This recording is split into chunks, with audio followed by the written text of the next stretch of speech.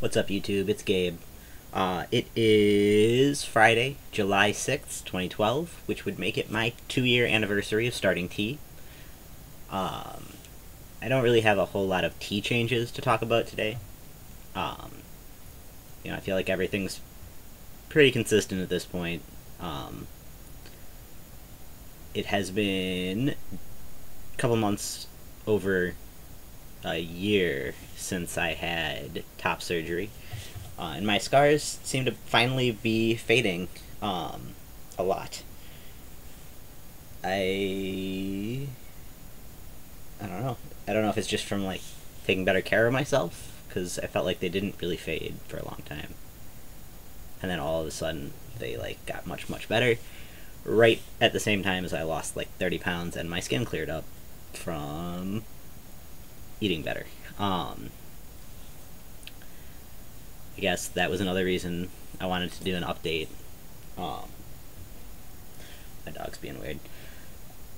I did the 60-day challenge at the Monkey Bar Gym not too long ago, and I was not great about the diet, but I started eating a little better and working out like crazy, and I got in much better shape.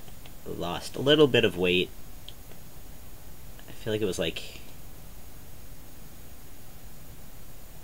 I lost 8 pounds of fat and gained 6 pounds of muscle or something along those lines, which is good. But for the amount of work I was doing, I was hoping for better results. Then I did a cleanse with a nutritionist that was essentially 2 weeks of just vegetables. Like, no meat, no dairy, no grains, no beans, like leafy vegetables and some starchier vegetables.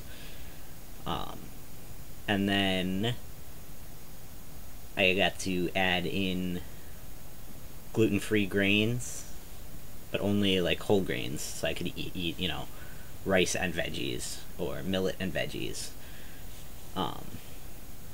And then I got to add in a little bit of protein, and the rules there were I could eat veggies. You're supposed to eat 80% veggies, at least, and then you can have either a grain or a protein with your veggies. And I did that for a while, in addition to taking some supplements and things to do different kinds of cleanses, but food-wise, this is what I went through. And then I got to add things back in slowly, and I was expecting to find, I know that I felt crappy before I did it. I was always like super bloated. I got visibly much bigger every time I ate, but I didn't know why, really. I had really bad acne. I had a lot of tendon and joint pain. I didn't sleep well. Had all these problems that could be attributed to all sorts of other things as well.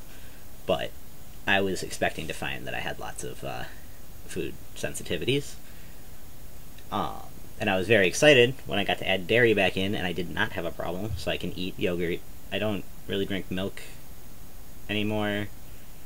I probably could, but I don't know. I don't really feel the need to. I really drink water. I eat yogurt every day. I get enough dairy.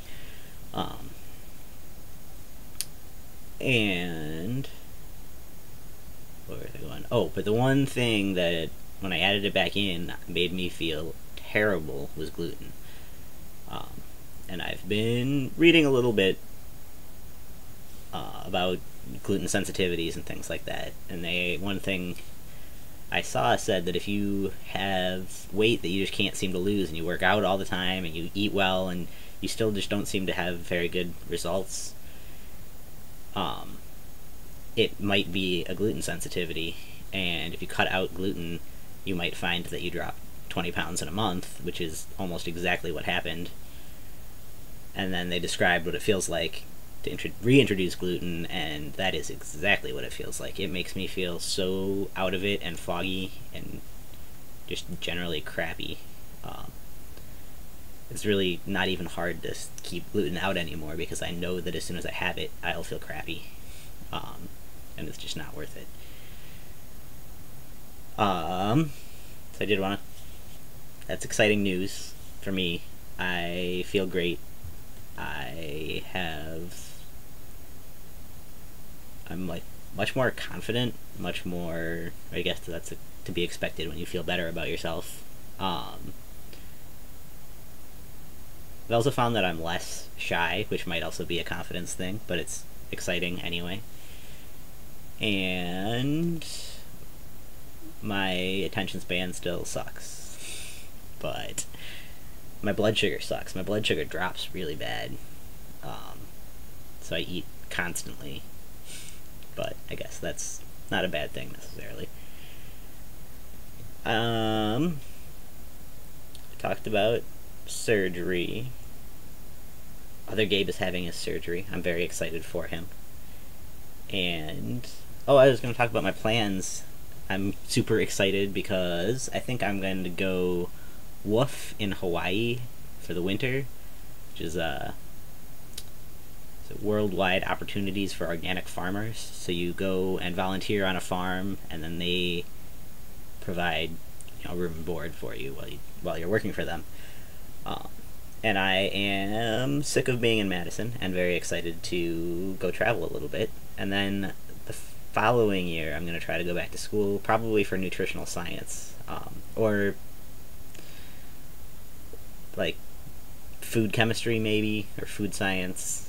I haven't decided specifically, but I like the intersection of food and science. And doing this cleanse made me really interested in nutrition, so that might be the route I go.